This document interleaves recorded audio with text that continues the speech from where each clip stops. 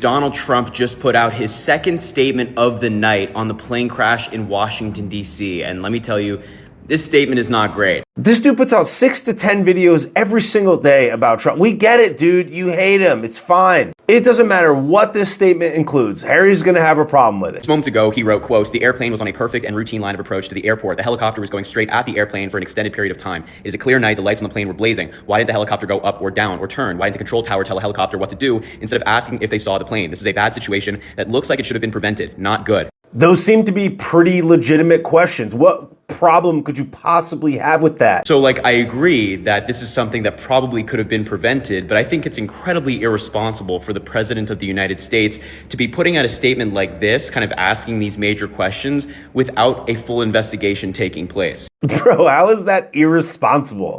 What you're failing to understand and recognize is this is a radical level of transparency into the highest halls of power that has never existed before in human history. If anything, this is Donnie showing that A, he's taken the time to pay attention and understand the situation. He probably has a lot more information about it than all of us. And he's basically showcasing how he's on it. Thinking about it, wondering, asking questions, probing, and being transparent with the American people. He's not waiting for the mainstream media to pick it up and alter the narrative. This line of communication is unprecedented. This dude gets up at 5 o'clock in the morning, yet at midnight, 1 a.m., he's posting, tweeting, asking questions, and still commenting on it. What would have happened if Joe Byron was in there? He would have been asleep 5 hours ago. We wouldn't have known what he was thinking about it. We would have just had to wait. Him simply asking these questions and being on top of it is what all of the people want. That's why he's in there, dude. There are people trying to figure out all of these things right now. We don't need the president of the United States kind of fueling that fire. Fueling what fire, dude? What are you even talking about?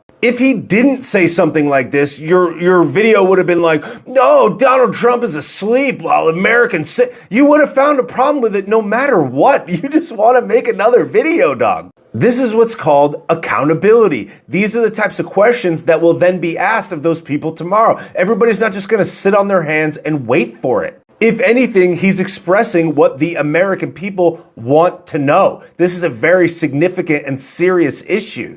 And I think most people would rather him be on it than not. I think statements like this from incredibly powerful people just makes the jobs of the first responders and the investigators significantly more difficult. How? How does it make it more difficult? What is more difficult now because he asked these legitimate questions?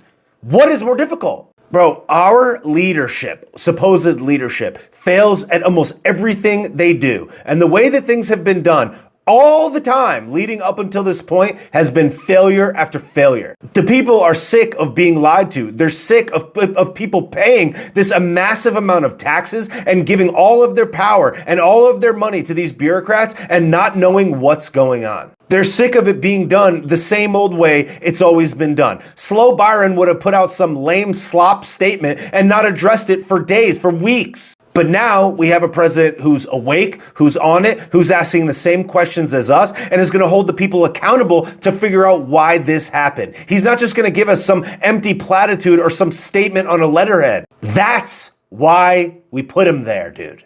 Those drones flew over the state of New Jersey and all over the United States for days and days without us knowing a single thing about them. Donnie goes in, boom, first press conference. Here's what they were. Here's how they were authorized. This is who it wasn't.